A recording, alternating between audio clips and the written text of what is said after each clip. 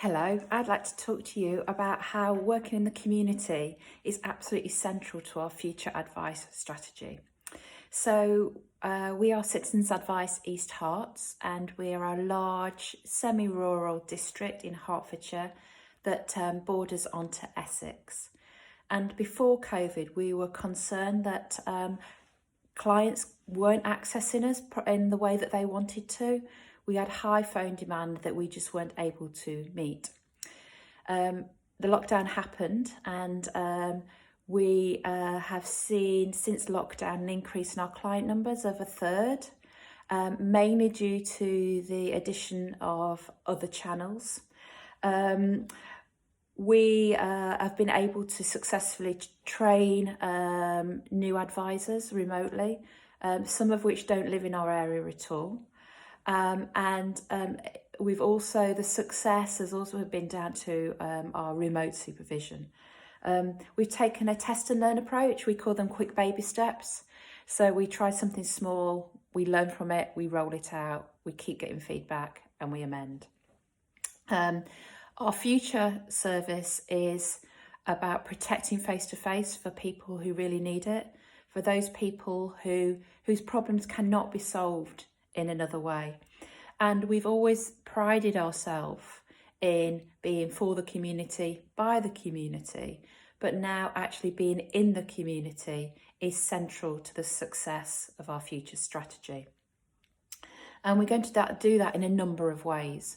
So we are going to move out of our traditional offices in our towns, and we're going to create volunteer hubs.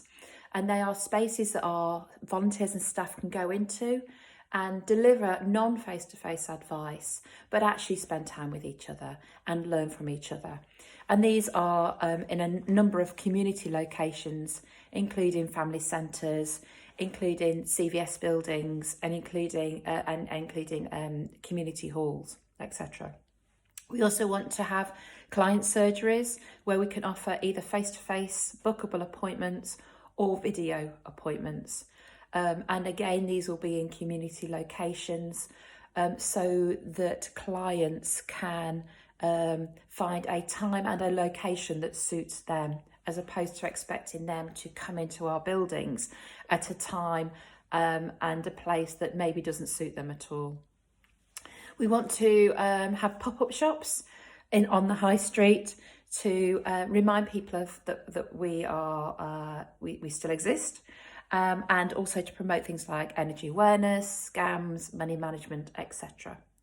And we also want to attend local events, and that's really important to us, that we actually come into the community on their terms, as expecting them to kind of come in to access us on our terms. And that might be attending the Christmas light switch on, the summer fair, or a chili festival. And yes, that really does happen. I think we've got some key strategic enablers that are going to allow us to do this. And one of those is technology and digital. We have adopted a common referral tool called Frontline, which was developed by Uttlesford Citizens Advice, but has been rolled out successfully to other areas.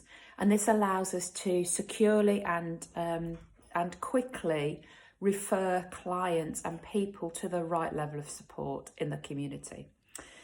We've also adopted Attend Anywhere, which means that we can do video appointments as well as face-to-face appointments, and we're going to try video drop-ins as well. I don't think we can underestimate how important laptops and soft phones are for us, for our future service, which means our advisors can advise anywhere. That some will still stay at home and work from home, that they can be in community locations, or they can go into a client's home. And that's really important to us. And then also we're going to try free phones. We've started piloting free phones in community locations, so that, for example, food banks, family centres, local mind offices, so that people can quickly get in touch with us, even if they don't have either a phone or access on a phone. Another strategic enabler is comms, communications. And we also always say we have three purposes to our comms. One is to tell people how to access our service. Two is to tell people that we are a volunteer-run organisation and we are looking for volunteers. And three, to tell people we're a charity and we need to fundraise to exist. And we have turned up both our social media presence and also our traditional media presence. So that's obviously social media, but also our website. And we've had pro bono support to develop our website. And traditional media, that's old-fashioned leaflet drops. That's newspaper articles, weekly columns. That's going onto the local radio. So we have really focused on that. We have spent time and invested in being able to build and maintain relationships.